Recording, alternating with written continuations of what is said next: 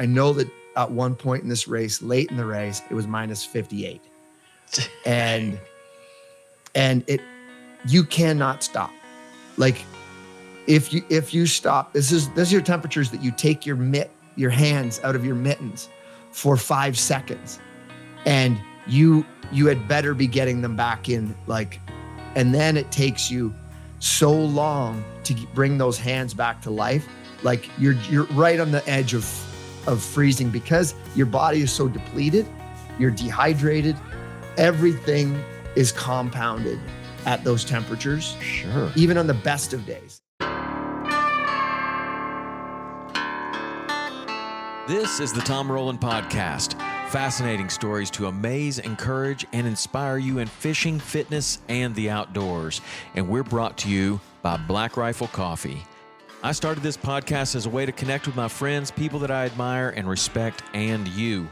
It has been a learning journey that's made me a better person, a better fisherman, a better father, and a better athlete.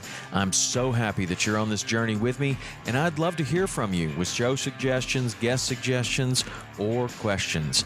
The best way to get a hold of me is through text. You can text 305-930-7346 for the fastest response, but if you prefer to email, you can send that to podcast@saltwaterexperience.com. That's a dedicated email address just for the show. If you like this show, you can show your support by posting about it on social media and tagging me. Text the link to a couple of friends that may also enjoy it, and subscribe and leave a 5-star review if you feel like I've earned it. The website is tomrowlandpodcast.com, and that is where everything lives. All past shows, you can go and listen to any show. You can look up all the different shows that we've done, both the How To Tuesdays, the full links, and the physical Fridays. They all live on tomrowlandpodcast.com. And the social media is Tom_Rowland, ROWLAND, on Instagram, or you can go to our big account, Saltwater_experience. I hope to hear from you soon. So now let's get on to today's show. I'm Greg McHale from Greg McHale's Wild Yukon, and this is the Tom Rowland Podcast. Hey, Greg, man, thanks for being on the podcast. I appreciate it. It's nice to meet you. Yeah, it's nice to meet you too as well, Tom. Thanks for having me. Yeah, well, doing a little research. We've never met in person, but doing a little research seems like we should be best friends. We have a lot of mutual admiration for intense long-distance workouts, except you like to do them in extremely cold weather, and I like to do them in extremely hot weather. Man, I tell you what, the 430 miles on the Yukon Arctic Ultra, that's intense, man. That's a solo race.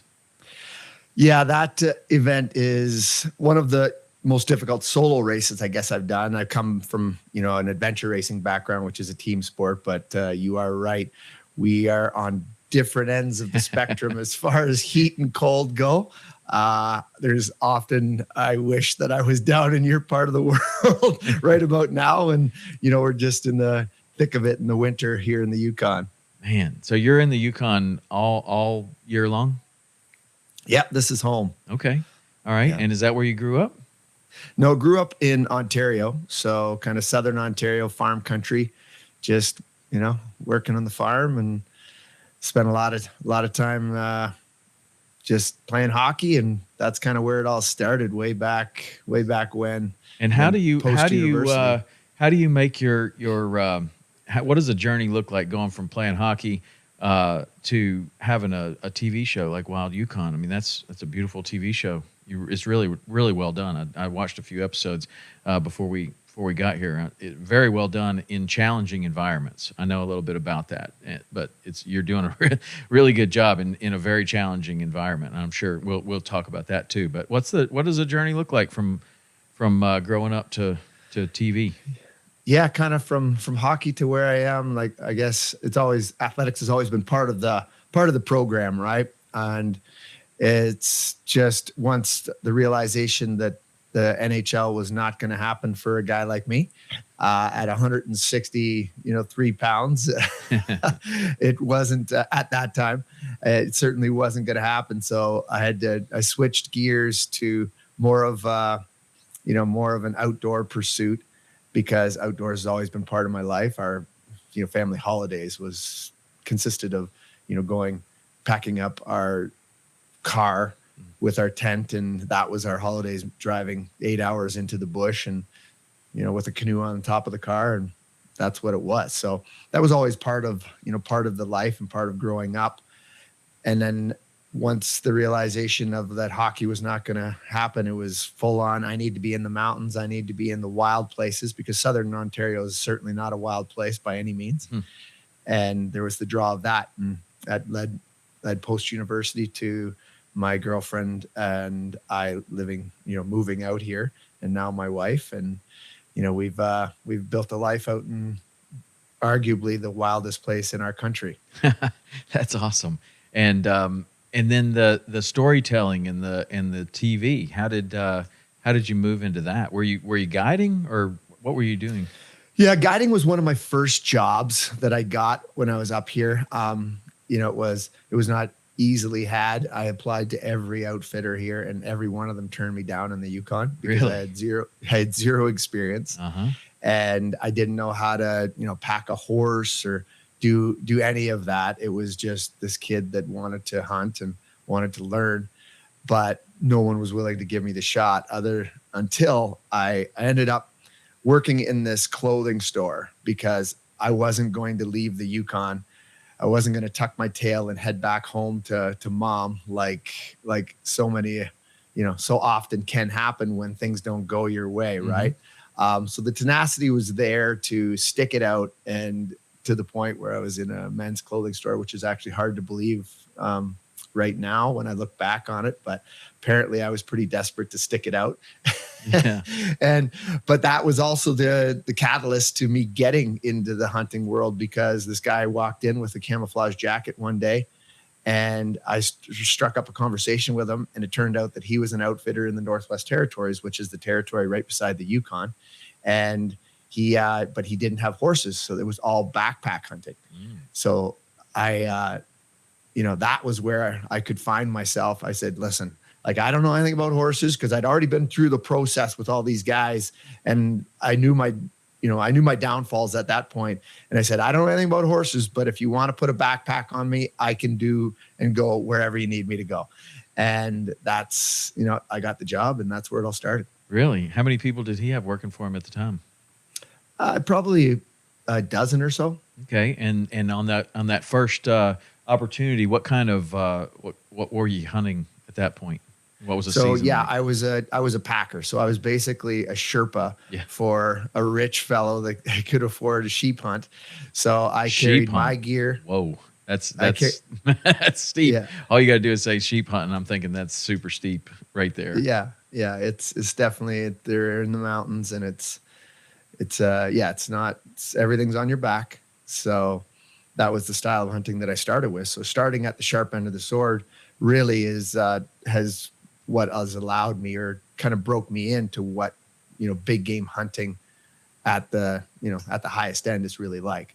So yeah, I was a Sherpa, and I just carried my gear, and I carried his gear, and then the guide was with us. And so there's three of us, and I was just kind of trying to take it all in and, learn from the guide as we went along. Yeah. So in your fitness, you had retained your fitness from hockey, and you were just hard-nosed, ready to go. No matter how heavy it felt, you were going to carry that load. That's pretty much the way it turned out too. Is but coming from hockey, it's not you're never carrying. It's not the same. Yeah, it's explosive. It's it's just a completely different physical experience than the what mountain environment, because it's just or the endurance world.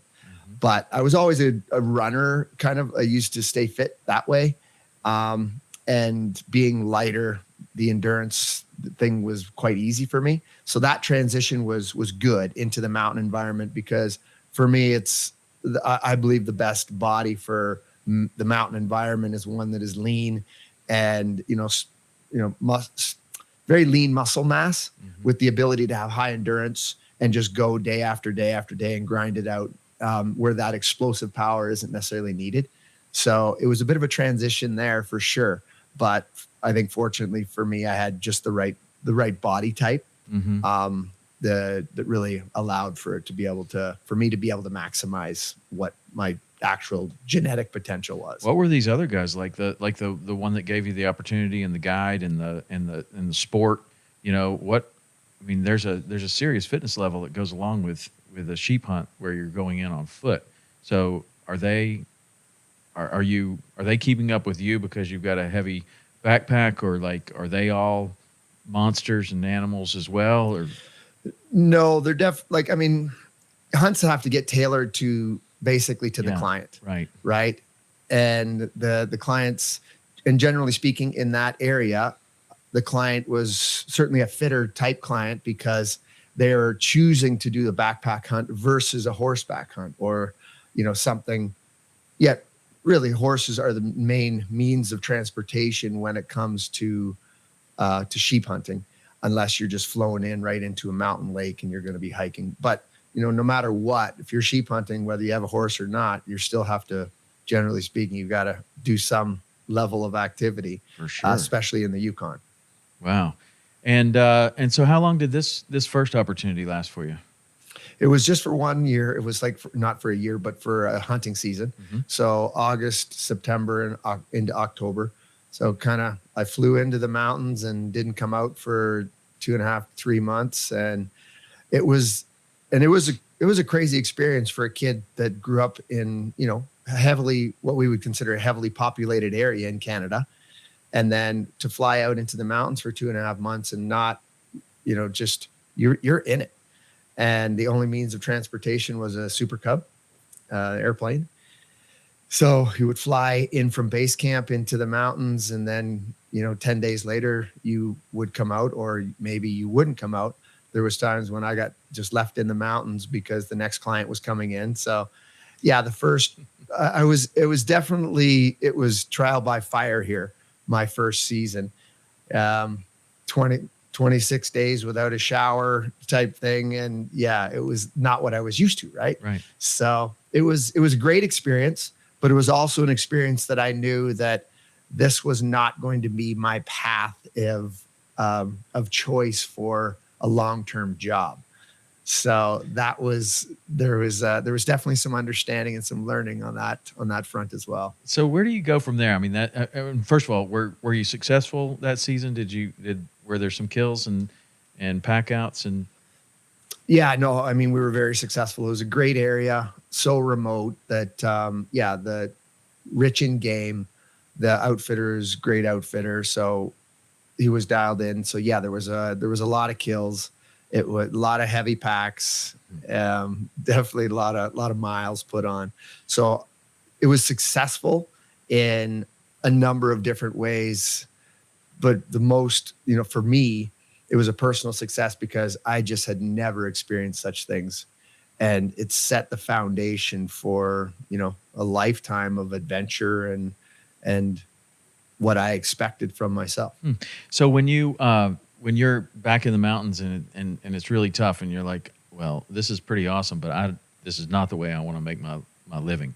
Did you have when you're talking to the other hunters and the guides and everybody else about other types of hunting or I don't know, what was the fire that was lit there? What did you think that you might, use that as a springboard for? Really, I don't know that I was looking at it as a springboard for anything other than I knew that mountain hunting was the passion. Like it was, if it didn't involve mountains, then it was just a recreational activity, for lack of a better term. It was for fun. Like if I go goose hunting when I'm back home, it's fun, but I'm not serious about it because there's no physicality. And for me, it's about pushing my mind and my body in this natural environment in the pursuit of, the most sought after animals in North America. So that's where it has always been for me since that first time. And it still is today. So now the physicality part has changed as as the years go on and as I've gotten fitter and mentally stronger. So that's where really the change has been. And now it's still fun, and I enjoy taking other people out and taking my father and my son. That's where I get the real pleasure now, because I don't feel that the physicality of mountain hunting is not what it was when I was less fit. Let's put it that way. So it's interesting because a lot of people, as they would age, they would say, my best days are behind me. I was, when I was in my 20s or my 30s, I was a real animal. And now, the physicality might be a little bit different. I've backed off a little bit, but you're saying exactly the opposite. You're saying that you're the fittest of your life now. And no, I'm not the fittest of my life. It's just, I've moved on to other sports that were far harder and far more difficult than any mountain hunt that I have ever done to date. So now that is my point of reference, is adventure racing, is these Arctic Ultras that you talked about. Those are my points of reference as far as difficulty goes. Yeah. And it is so difficult to replicate that in the mountain environment, especially when you're with other people. Right. Yeah, I would imagine. So that's the reference. finding hunting partners, for certain, I don't hunt like you do, but we do go elk hunting in the Rocky Mountains, and it's very physical. Extremely physical. I don't know about as physical as what you're doing, but it's plenty. It's plenty. And as soon as you think it might possibly get easier, it only gets harder. And to the point of, man, once we kill one, it's going to be easier, but then nope, there's the pack out and it's way harder. And, but I just kind of wonder, finding partners for some of these hunts can be challenging, because you got to find somebody that's ready to do it like you want to do it. Have you been able to? You're in an area where everyone is pretty hardy and wants to do these kind of things. But is it tough to find somebody that can go at the level you want to go at? Well, really, there's only been two guys that if I'm doing a hard hunt, what would be considered a hard hunt. Like last year, my wife and I've hunted from my front door a couple of times because I'm trying to add more challenge. I'm trying to get the difficulty experience, the adventure racing experience into the hunt. And so I have to look often to make it more challenging. And sometimes that allows the guys that I work with to maybe be able to use ATVs where I'm, say, running. Yeah. So there is a little bit of that. But to answer to the question about, is it difficult to find partners? It's really, I have to tailor the hunt to be able to film the hunt. Mm-hmm, so right.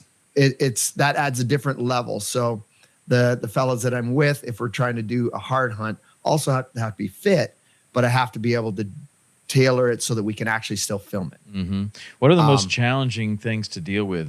Battery charging and storage and all that stuff. We have to deal with that, on the ocean. Yeah, the batteries and the storage are not an issue. It's really weather, right? It's rain. It's that humidity factor when it's just hovering around the freezing mark, just a little bit above, and it's raining.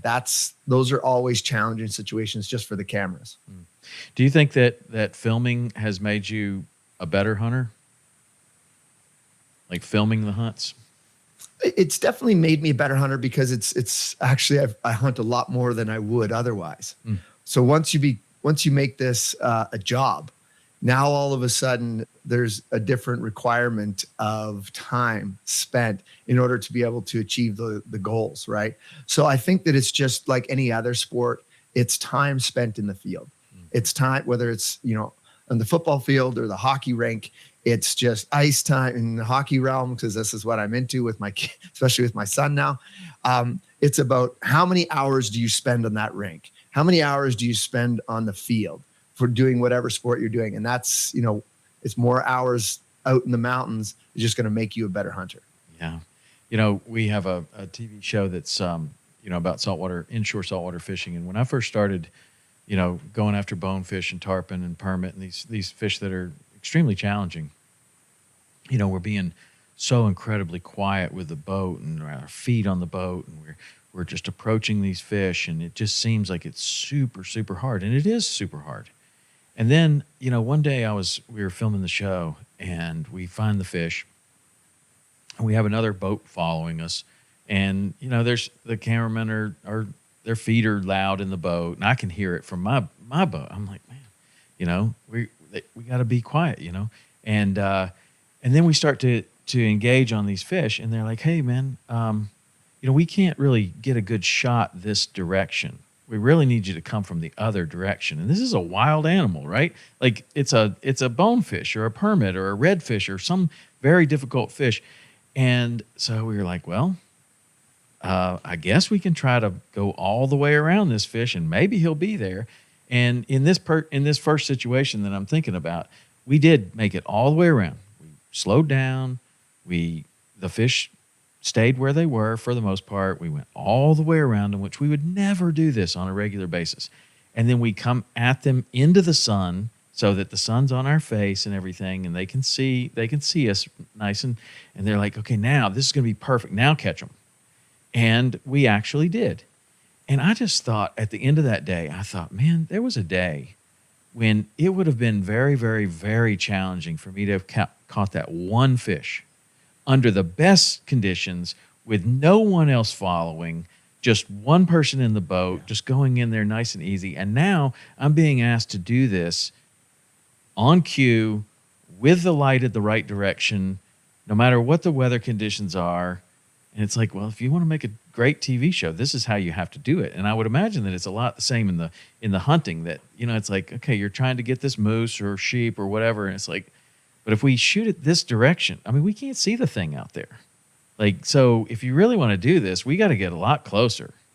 And that's something you would never be asked to do. I'm sure you've encountered plenty of these kind of situations to where you're being asked to do something, or the cameraman is saying, man, it would look so much better if we could get closer, or from over there, or from over there. Is there any way we could do that? And you're like, well, maybe. I don't know. Do you have those? Do you have those things? Because the way your thing is shot. I'm sitting here smiling, and and it's very interesting that we're encountering the exact same thing. Yeah.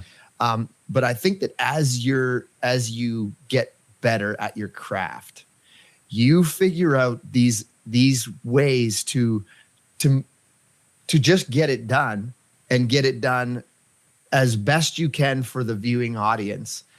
And I think that if you weren't as good at what you do, you just wouldn't get it. Like, you wouldn't get the shot. Mm-hmm. If you didn't, and I'm not super familiar, but you just explained to me how you hunt fish. Yeah, it's the same. Like, I mean, you're hunting fish like I'm hunting sheep or moose. Mm-hmm. It's the same thing. Except they can't smell you, which makes it a little easier in some situations. But they can probably see you well. Oh, they can see you. The water's perfectly clear.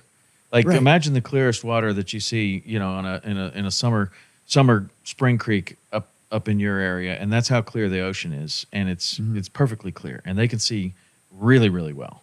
And so they do see you, and more than that, they hear you approaching, with their lateral line and everything like that. The hearing. So is that a problem? It's not so much a problem because they hear boats all the time. No. Like, usually we'll go into these areas that are kind of back areas, which would be quiet. People don't run through there generally, and we'll push the boat along with a push pole, or maybe in some situations we might use a trolling motor. But you're trying to go through there as quietly as possible. And every time that push pole nicks the bottom and touches, and the bottom's going to be made out of hard rock for the most part, and so the push pole makes an audible kind of sound when you push it, no matter how quietly you're trying to be. And we'll try different foots on the push pole that are made out of softer material or harder material to try to make it go a little quieter.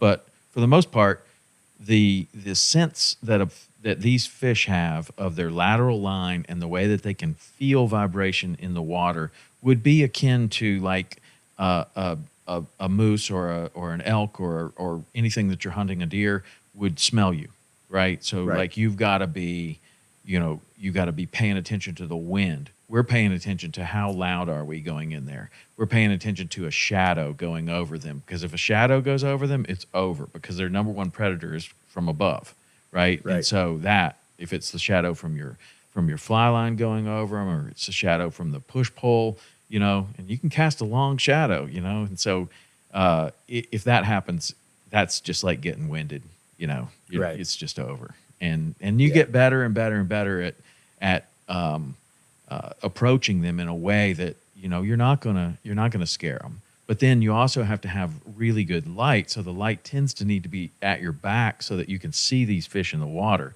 which presents kind of a challenge. That's like, well, we want the wind to be in our face so the animal can't smell us as we're approaching them, right? You wouldn't approach the other way because they're going to smell you and you never see them. We wouldn't go into the sun because we can't see the fish in the water. There's glare on the water. We can't see it. But with the sun at our back, we can see it perfectly, right? So it's there are a lot of similarities to it. That's one of the reasons why I liked it so much, was because I grew up kind of hunting a little bit, nothing big game, but there was this feeling of hunting. And I always liked fishing a little bit better than hunting. And I'm like, well, this is the combination of both of them. This is like hunting and fishing. Nice. So I don't know. That's kind of how we do it. But the way that, when you're hunting a big game animal, like I'm only on maybe my 5th year of elk hunting now. So I'm a real novice white belt at it, but I've learned a lot. And I learned that they have an incredible sense of smell, and they can smell you from a long way away. And if you don't do it right, you're not going to be successful, So there are ways. But then when you're being asked to do it for the camera, or you're trying to, maybe you even have envisioned this shot in your head, like nobody's ever gotten this shot. And so in order to get that, the cameraman's going to have to be 50 feet from this animal when I shoot it or something. And it's like, okay, how are we going to pull that off? Because there was a time when you were first starting where you couldn't get 300 yards from one of these animals before they would see you, And as you get better and better and better and know the land better and the wind better and the weather better, you get better at approaching these animals. And then you can actually pull these things off like that were previously impossible. And that's what I ask. That's why I ask about, do you think that filming the show has made you a better hunter? Because those are the things that I think about as far as how much it's made me a better fisherman. Is there's just all these challenges that are being overcome that, one, I would never do if we weren't filming a TV show. No way. Yeah. Like, why would you do that? You don't want to pole around a fish. He's going to swim away. And so, I don't know. It certainly made me better, but I just kind of wondered if you had the same experience, which sounds like you have. Yeah, I think that it makes you better, but it also, for me, it has also opened my eyes to what I can get away with when I previously thought that I couldn't. Right. So, and that's, I still, whenever I've hunted with guys that, not for a number of years, but guys that are trying to be so quiet and not making distance on a moose in the rut, when because I've done it all. I've had to close the gap with 3 guys, and I know we're breaking branches, and I know that, and then you still get that gap closed. And so it really identifies to me in different situations, but you got to know what that situation, know what the animal's doing, is really understanding the animal and the location that they're in, how much pressure they've got. There's all the nuances that go along to these things that you don't get unless you've got time in the field. And I think that's, and when you have a camera with you, it's an added level of something. It definitely changes. How many people, when I was watching some of your shows, you sometimes you would have as many as 3 people on camera, you and 2 others. And then what does your team look like? Do you have just 1 cameraman or 2 cameramen that go with you? Or So I've always been running 2 cameras in the field. One would be a photographer main position, other videographer, and then the photographer also would do backup B-roll type shots. Okay. So, and then so you get started in the hunting and it turns into or television show at some point. But where did the adventure racing come in? What was the start of that? Yeah, so after realizing that my whole hunting, the guiding was not going to be my career, I was in university and college for law and criminology. So I came out and I was a member of the Royal Canadian Mounted Police. Policing was the destination. And so I was a police officer for a number of years. And during that time, I was also, it was always about the outdoors. Mm-hmm. So I used to mountaineer. I've climbed Mount McKinley or Denali and Mount Logan and big wall climbing. And so I started out in really the adventure. I needed the adventure, the adrenaline in the mountains. So that's kind of where I started out. And then this race, and I was always using running as a tool to stay lean and to be able to move through the mountains quickly. So yeah, this race came to the Yukon, and the city of Whitehorse called me up and said, would you put a team in? So that's where it all started. And my wife is an amazing endurance athlete. She's got the Canadian 100K record. Wow. So we've always been into endurance sports. And then adventure racing was just a natural progression, because I wouldn't say that I was ever amazing at any individual sport. Mm-hmm. Where I found my place was all of these different sports, put them together, and then now all of a sudden, wow, okay, yeah. Now all of a sudden, I'm an athlete again. Mm-hmm. Plus other things like navigation and so many other things that go into the adventure racing. And for people that don't know about adventure racing, it can be anything from running to cross country skiing to kayaking to canoeing you can have any manner of adventure racing, right? And you can have like you're going to cross this. I know that the way they do it, like there's adventure races in Florida, and you'll run or you'll be on foot a part of the time.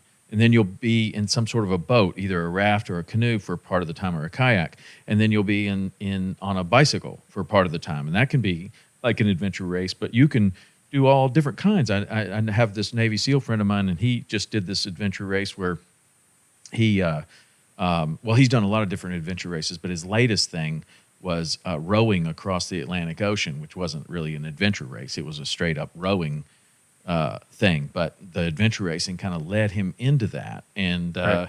It's just kind of interesting. So on this first race that you do, what are the disciplines that Yeah, I think that race, I think it started out with a paddle of like, I don't know, 300 kilometers or 250 kilometers. Mm-hmm. So whatever. But the main disciplines in adventure racing are biking, paddling, and running. Mm-hmm. And then map and compass navigation. Those really, you pointed it out, would be the three main disciplines. And we used to specialize in expedition style races, which are 400 to 1,000 kilometer long, right? So usually our races would be 4 to 6-10 days. Mm-hmm. Wow. And once that clock starts, it doesn't stop until you cross the finish line, and it's a team sport. So you cross the finish line as a team. So you better be a good teammate, or you're going to be very unsuccessful really quick. Yeah, that's very interesting there about being the good teammate. As far as some of the adventure races that you do, do you have to stay on a certain race course, or is it like you got to get to from point A to point B, however you might get there, and that's based upon your map and compass skills, and that's based upon your navigation, and maybe you take the wrong way and it takes you a little longer, or maybe you take a little more direct route and it's way more challenging. Are they like that? Is that what you're encountering? That's exactly how they are. Yeah. It's all about navigation. If you've got fitness, navigation are down, and you have great team that has the ability to bike, paddle, and run at the highest end, and then your navigation is crap, well, all of a sudden you are not going to find yourself in the top, the top 5 or top 10, because you're going to have gone the wrong direction for hours. Uh-huh. And I've absolutely done that in the past. Are there any electronic devices allowed, or is it all? No. Generally speaking, I do believe that there's been some races in Europe. I was never part of them that they allowed GPS, but for the most part, no. And so from the adventure racing, you have your sight set on the Yukon Arctic Ultra, 430 miles in the dead of winter. That's what it said on your bio. Tell me about that race. Yeah, that was a race that, when I look back on it, really, I look back on it fondly, but at the same time, it was the hardest thing I've ever done in my life. In that the intent was not to just complete the event, right? The intent was to win the race. And I think that some of that gets lost in these kind of endurance sports. Because when you're looking at those lengths, they're just daunting in and of itself. Yeah. And then you put the element of race into that. And now you're going to look at it differently, and you're going to take more chances. You're going to do things a little bit lighter. And that's kind of where I was at with that race. And that's what also made it so challenging, especially in the temperatures that it got down to. There was like 6 checkpoints or something over the whole race course. So, kind of every 100 kilometers, there would be a place that, a wall tent in the middle of the bush, that there would hopefully be a stove that was warm.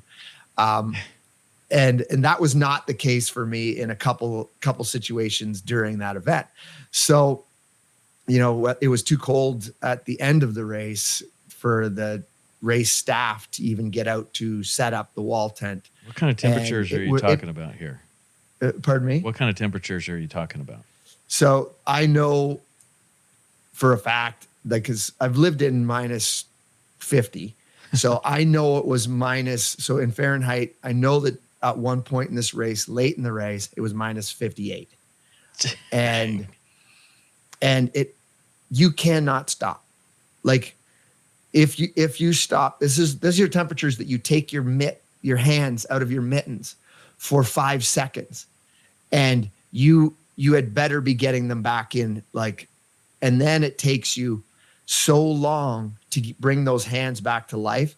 Like, you're right on the edge of freezing, because your body is so depleted, you're dehydrated, everything is compounded at those temperatures. Sure. Even on the best of days, even if you just walk out of your house. Now, this is 7 days into a race where I'm like hallucinating during this event, and you just have to be, it takes every ounce of energy just to be able to make sure that you don't freeze your fingers. Like, just make sure that you don't take your hands out of your mitts for very long, and knowing how long that is, right, and then how long it's going to take for you to get feeling back in those fingers before you can use them again and feel comfortable about taking them out again. So if you get water, because you obviously have to drink. Yeah, that's what I was going to ask you. And the water it's directly next to your skin. Have to be. I mean, will it, even in negative 50, will it stay? I mean, can you keep it liquid? You can, but you have to have, so I would have my water bladder next to my, so I had a thin shirt, and then the water bladder goes basically next to your skin, and then all your layers come on top of that. And you have to keep your hose inside so every time you want to drink, you have to zip, 4 layers of clothing, pull your hose out, quickly drink, and then blow all the water back into the bladder, put it back in, zip, get your hands back in your mitts. And it has to be done almost that quick, because your hands then take like a half an hour to get back warm enough again. And you can't, once you freeze your fingertips, it's all over. Yeah. What do you do when, you got a standard water bladder, I don't know, maybe 64 ounces or something, and that's going to last you a certain amount of time. Maybe that's the 100K to get to the next station. I don't know. But what do you do when you need more water? Like you're going to have to get to one of those stations, melt something, or what do you do? Yeah. So that's how I had figured it out. I should be able to do 100K on a bladder of water, 2 liters. Yeah. 2.5 liters, 3 liters of water. I should be able to do the 100K in that. So, but when it doesn't work out that way and there isn't a checkpoint that's set up, well, now this is where the world gets real difficult real quick. Because I was racing and I don't want to stop to, build a fire ideally, but when you're out of water, you're out of water and you don't have a choice, and you have to save enough water to be able to get the snow to melt. At those temperatures, the snow is so dry. To try to melt the snow, often it'll just start to burn. Like it immediately evaporates. Yes. So you have to keep a little bit of water just to be able to get the snow, and then use a little bit of snow mix that dry snow with water. Right. Wow. So you can't completely deplete your water supply. Otherwise it'll take forever. And so these are all little things, nuances that you need to know about, doing what I do. And so having to melt, so you got to get a fire going. You have to have a little pot, or you have a little stove, but at minus 50, your stove no longer works because, and this is one of the things that was really scary about this race for me, is I was, into day 6, I guess it was. The checkpoint wasn't there. I knew I had to melt snow for water, and I needed sleep. I was really counting on this checkpoint. Nobody there. I'm coming off of this mountain down into a valley, and at those temperatures, like there's no wind, like there's nothing moving. And I could see that there was a problem from miles away, because I knew like smoke should be rising out of this tent down in this valley, and I didn't see it. And I knew it was not a good scene. All I was hoping for was that the guys in the tent had let the fire die out, which you don't do. Like, I was hoping that they had let it out, because I was getting there early in the morning. Maybe they had slept through the night and they were warm in their sleeping bags and they let it die. But I knew that that's not the situation, but I wanted to believe that. So I get down there and there's no tent. There's nobody there.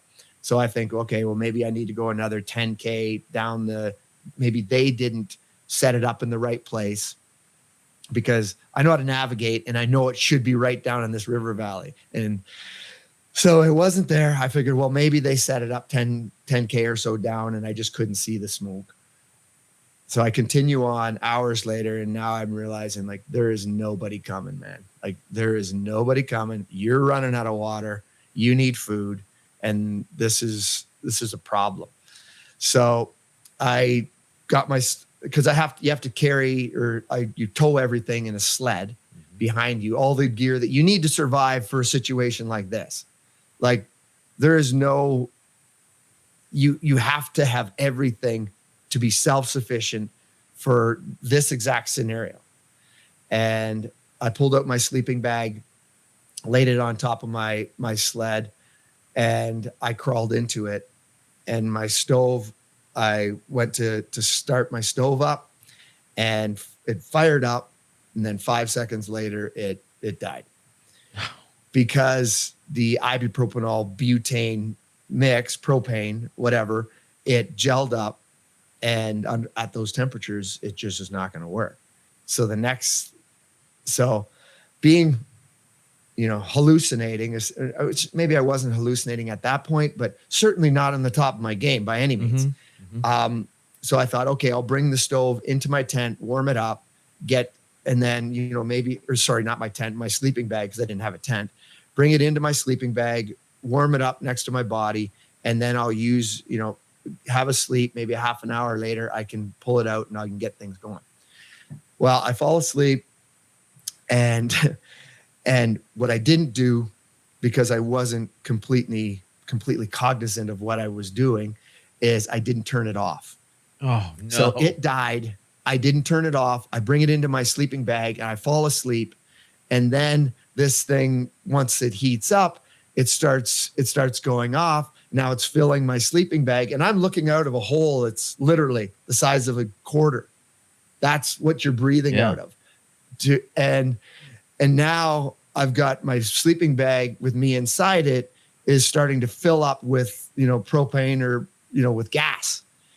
And luckily I woke up, and so I can hear it going off. So I start trying to tear my way out of this sleeping bag, and you've got it sucked up so tight and you have to find the cord, and that in of itself, so I tear out of the sleeping bag, and now I'm like, holy crap.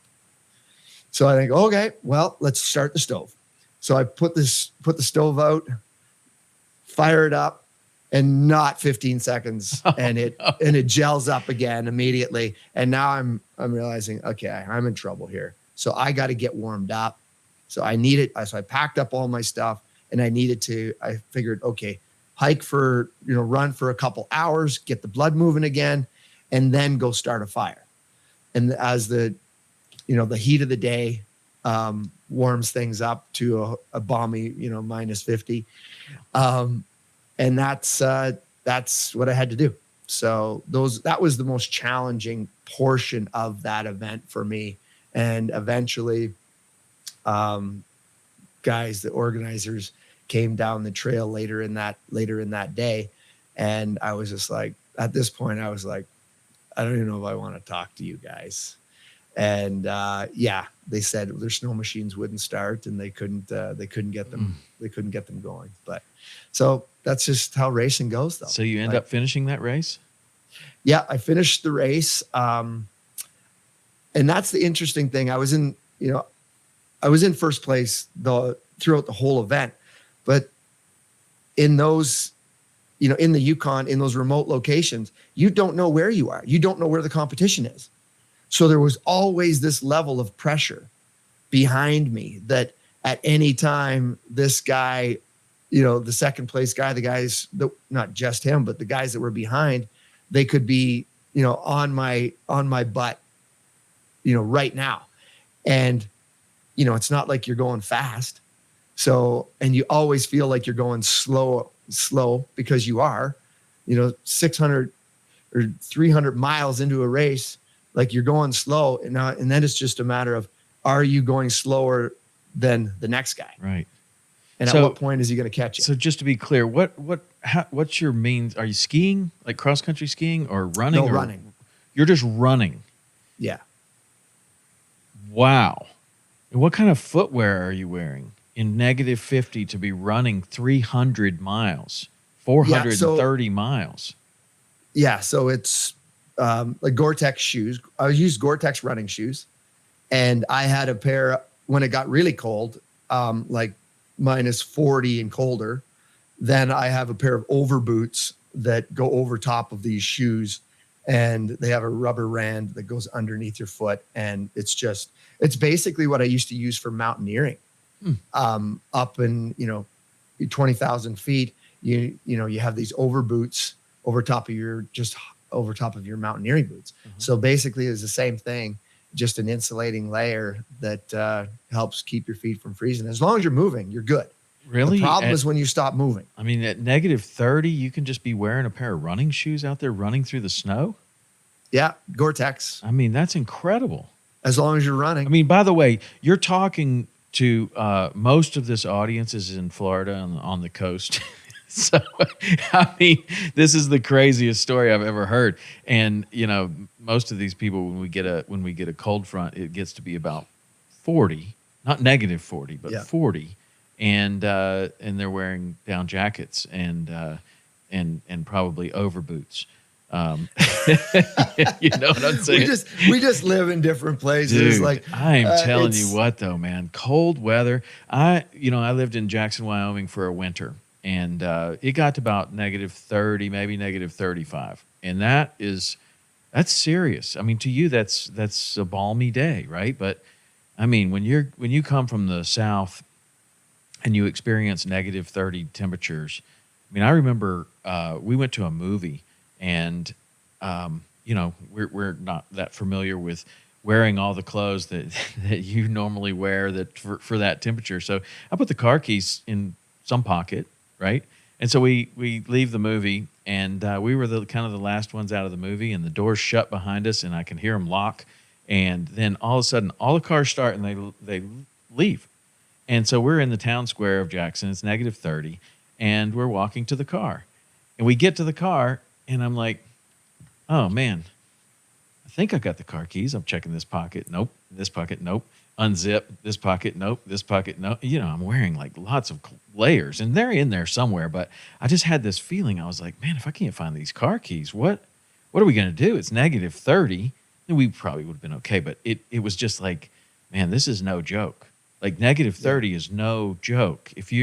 We're going to die on the town square. That's how I felt like I am going to be the greenest person that has ever died in Jackson Hole. Jeremiah Johnson would be so embarrassed at this point because I just thought that was going to be it. I thought I was going to die on the town square because I couldn't find the car keys. But I mean, what you're talking about is so extreme. That is amazing. And everybody's running? No, well, there's 3 different ways to do it. Okay. Run. You could take a bike and do it. And there's so many, like that, that was the longest of the races. Like they also have a 100-miler and a 300-mile, and then there's the 430.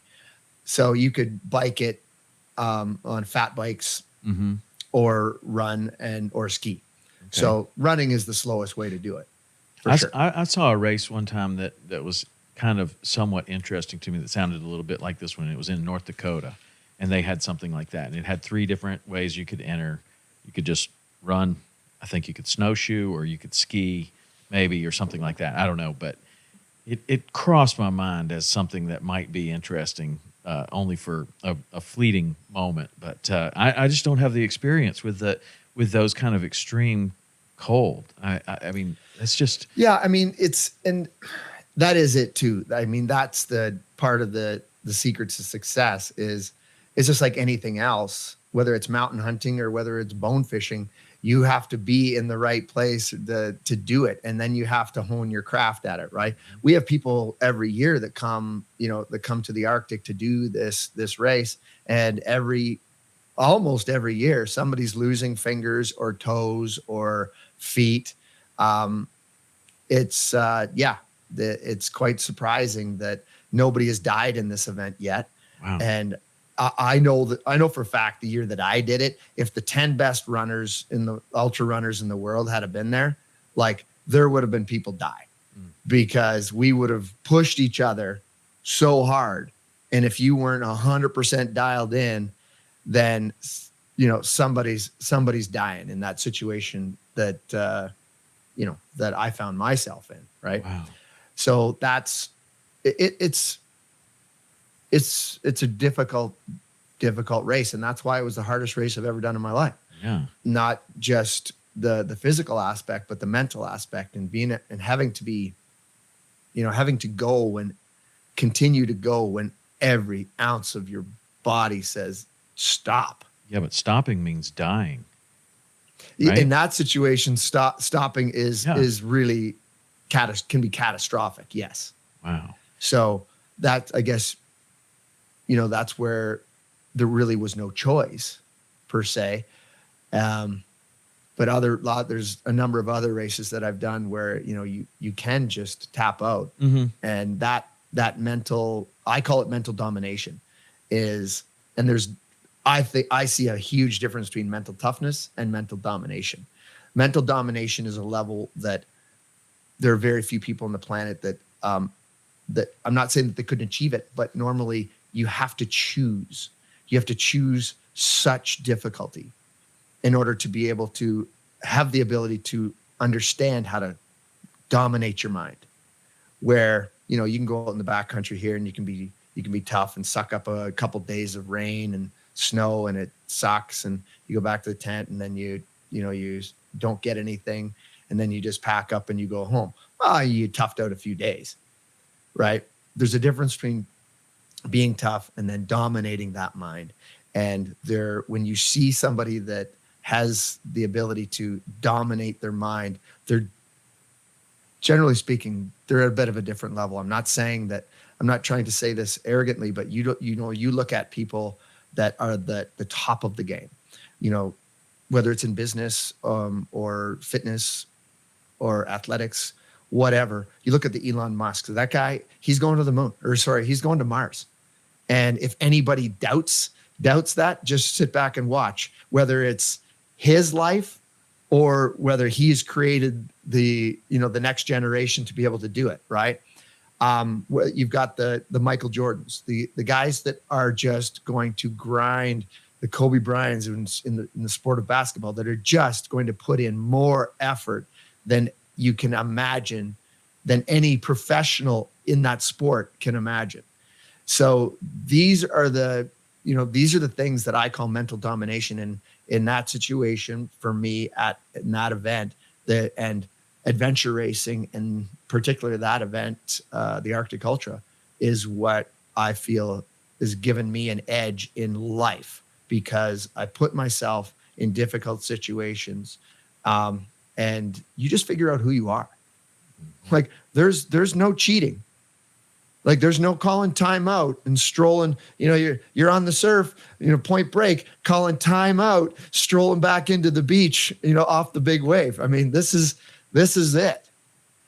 So it's a great place to be. And I think it's translatable to just being able to deal with difficulty in life. So whether it's, the business world or athletics, I think, it's a popular thing right now, like talking about mental toughness, and there's mental toughness coaches, and there's people that talk about mental toughness on social media a lot, and people kind of yearn for it, I think.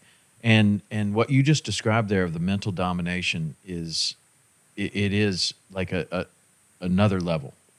And there are levels to everything, but there are definitely levels to mental toughness and mental the ability to overcome whatever, for any duration, for any challenge, for any obstacle. There are people that can get to a place to where if they don't do it, they're dying, right? That's the only thing that's going to stop them from accomplishing whatever it is. It could be a physical task. It could be like you're talking about Elon Musk, whatever. How do you think that you get there? Because it's not like the one thing that I do know about this is it's not a one-time transformative experience that gets you there. No. So what's your opinion about that? It's not an opinion. It's, I know. It takes years and years of putting yourself in difficult situations. And it's a muscle memory. You must push yourself and then learn from that. And then the next time it's like, okay, I can push a little further, and then learn from that. And then you get to the point where, okay, I can do a 430-mile race in these kind of conditions. And I know that I'm not just completing this race. I know I'm going to win. And when you get there, life is really, really easy. Like, life is really, really easy, because it's just, that you're going to be okay no matter what comes out of your day-to-day life. Like, I'm not, and it's just because I've sought it. I've sought the difficulty. The people that seek difficulty, and I know this is that popular conversation, because it's true, is because you must put yourself in difficult situations to find out who you are. And often, and at the start, you're not going to like who you see. Like my first adventure race, my first years of adventure racing, I was not a great teammate, because I was the guy that wanted to prove that I was better than the other people on my team. That's not a good teammate. A good teammate is the one that says, Tom, buddy, I'm hurting, man. Can you take my backpack? can you hook me on tow? We all have to move faster together. And can you help me out now? That is the best teammate. Because 2 days from now, Tom, you're going to be hurting. And I'm going to be saying, Tom, buddy, give me your pack. Give me your pack. I'm feeling good. Right now, I'm feeling good. Even though you're feeling okay, give me your pack. Let me help you out a little bit. And we all move together further and faster. Mm-hmm. That's what a teammate is. And when you put yourself in difficult situations and then you do it in a team aspect, wow. You want to talk about business? You want to talk about, if you're in the business world, creating the team around you. That's why our television show has done so well, is because the other guys that I have and have had with me in the field, it's the mindset that and the culture that I've created and that we've worked together as a team to capture those difficult shots. It's all about, to take it back, it's all about putting yourself in difficult situations and not being afraid of failure. Mm-hmm. Like, embrace failure is the biggest limiting factor for us out here, on a day-to-day. What are people going to think of me? Right. Like, if I cared that I come off sounding arrogant in this situation, if I cared that what everybody thought that, oh, that guy's a dick because he's got mental domination and I don't do the things he does so I really don't care. And I can't care because I believe that everyone can achieve these things, but you have to be willing to do the work. Right. Yeah. And embrace failure, because that's on that path. It's a given. Like, you are going Absolutely. To fail. And even in the race, like that 430-mile race where you finish and that's a success and maybe you even win. I don't know. We didn't even say, did you win? Yeah. Okay. So you win and you finish. So it's successful, but along the way, there's failures all along the way that you overcame to be successful. Right. And that's the real success, is like how you deal with these small failures and ultimately to get to the place to where you are successful. That, in my opinion, that's where the real rubber meets the road. Like, everybody's going to fail. Just how do you keep deal going. with it? Yeah. Just keep going. Yeah. So like, at this point, man, you're like a 3-stripe black belt in mental domination, right? Where, I mean, seriously, you are going to the edge of the extreme. In my opinion, I've never even heard of a race as extreme as what you're talking about, and the stories that you tell are truly amazing. And it required incredible mental ability to continue to do that. Where do you go from here? Do you continue to try to get more mentally, to dominate mentally more, or are you comfortable with where you are, or how do you top that? Like, what do you do to top that? Yeah. It's very interesting that you asked that question, because I'm literally have been thinking about this the last little while, because at 50, you're clearly, I'm not getting physically better. Like, your eyesight starts to go, your hearing starts to go, and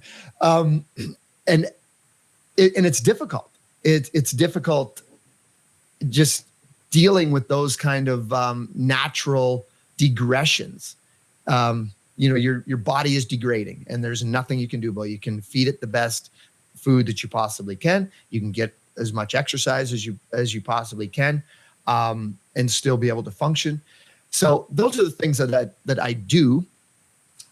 It's all about, it's about healthy eating, healthy, active lifestyle. So yeah, where do I go to beat that on the mental front? I don't know, but what I find myself really loving right now is I have 2 young kids.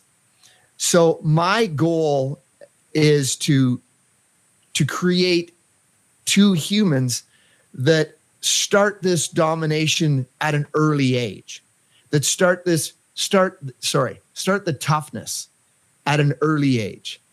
And whether they take it to where my wife and I have, it's irrelevant.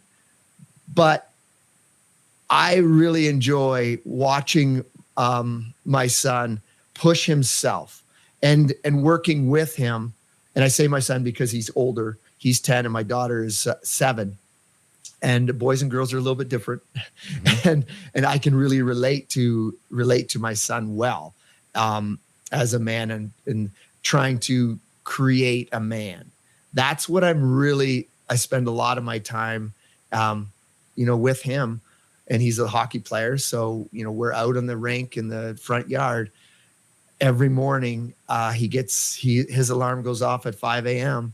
and he gets up out of bed. We meet down in the gym because I've already started working. I'm up at just after 4 and he meets me down in the gym and I'm wrapping up my workout. Then we go out and we go outside and we hone his craft every day. And awesome. I really, really enjoy that. And so that's kind of where I'm happy right now. Mm-hmm. Now, yeah, like today I'm going to go for a 4-hour run. So I'm not taking my foot off the throttle but I'm not competing at adventure racing at the highest level. That's not my passion.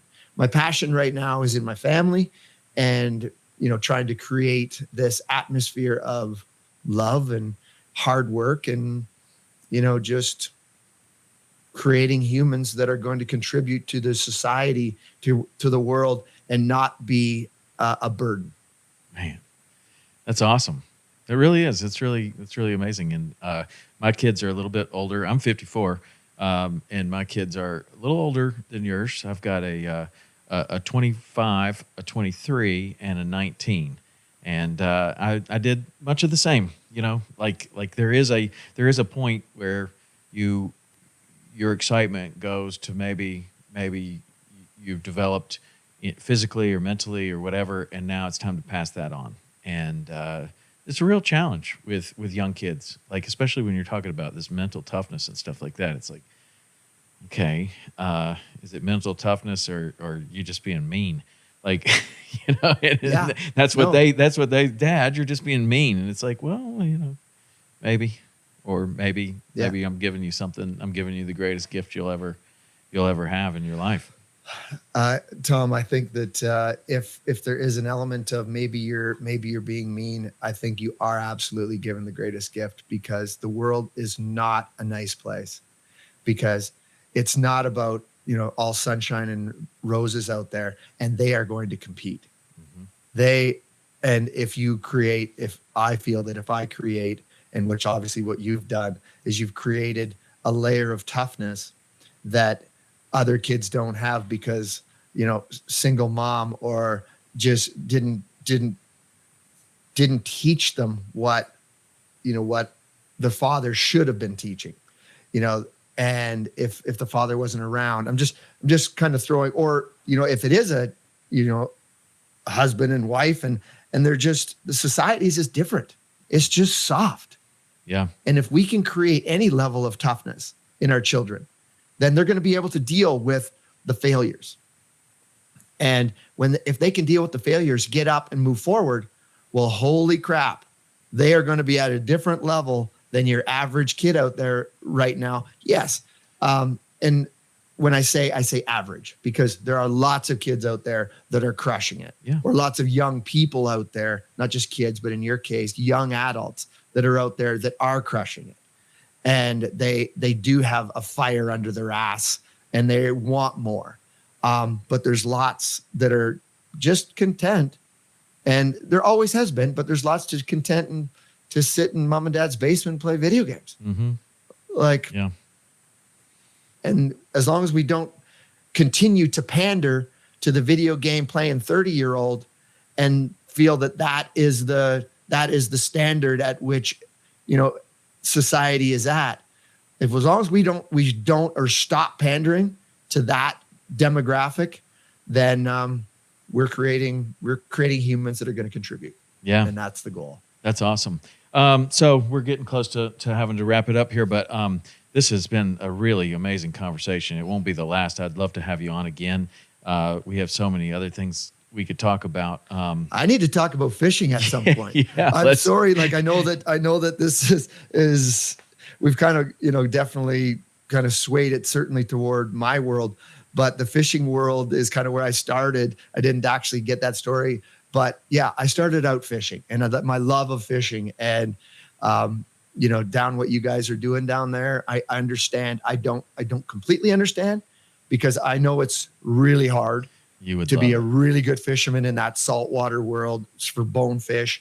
The little I do know about it, it seems very difficult and very rewarding, I'm sure, when you put it all together. You would love it. And just like if I came up to see you, you would put some really thick mittens on me so I wouldn't lose my fingers. I'm going to slather you with sunscreen. Exactly. So you don't see how pasty white I am, right? Yeah, you won't burn your face off because it is just as extreme as the cold, man. The sun can whoop you fast without any experience with it or very much experience, and you get down and it's like, man, whew. I've seen people go down. I did an adventure race in Utah in the middle of the summer once. Yeah, in Moab. That was an experience like none other for me. Mm-hmm. Like that heat and dry and I've never ever put a value on water like I did in that race. It was like it's your life. You would pay thousands of dollars if you had it on you just for a glass of water in those kind of temperatures. So I have a very little experience, but you guys live in that kind of all the time. And much respect. Same thing. Well, that's the desert, and it is drier there than Florida, but Florida gets plenty hot. All right. So just to end this, tell me what your definition of success is. Well, I look at success broken down into three main areas. And so the first one is to be successful, you must be healthy. You must have your health in check. So whether that's, eating right, getting regular exercise, it doesn't mean doing what I do. That's not what I'm talking about. But if you literally, I have this program. I don't know if it's a program, but it's more of a lifestyle that me and a few of my buddies, I started after a hunting trip because my buddies back home were getting fat and out of shape and we're all getting older. So 10 minutes, I called it just 10 minutes of do the work. I saw those on your, I was going to ask you about that. Yeah. And literally I started this about a year and a quarter ago. And literally it has changed my 6 best buddies from back home, changed their lives. And it's literally 10 minutes of workout, body weight workouts per day. I even post it on my stories every day. Mm-hmm. And there's certainly a following than people that are, because all it takes is 10 minutes of move your body and it works. So that's to get back to the success conversation. You have to have health. And then to be successful, I think that you have to have great relationships with the people around you. You have to have, if you're married, you have to have a great relationship with your spouse or, your children.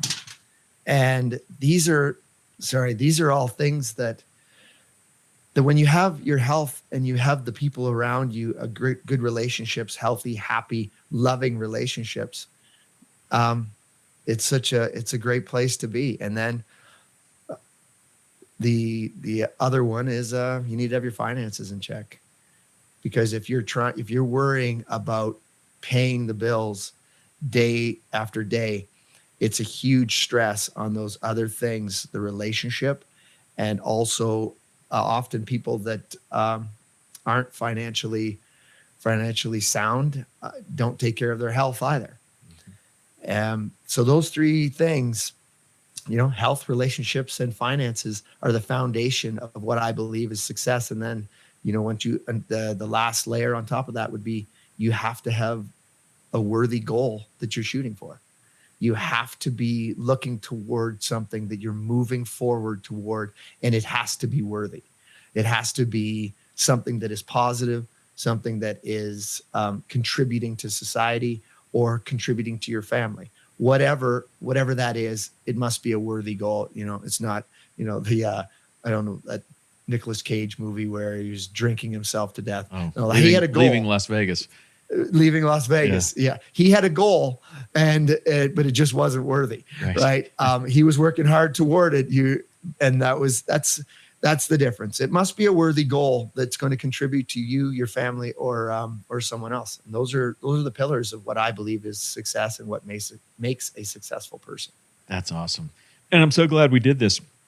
I really am. It's really great to get to know you. I hope we run into each other at one of these shows or something in person, and maybe get a little training in. That'd be awesome. It's just you're just such an inspirational dude with so much under your belt as far as just incredible accomplishments and incredible feats of endurance and toughness, and mental and physical. So kudos, man. Congratulations to you.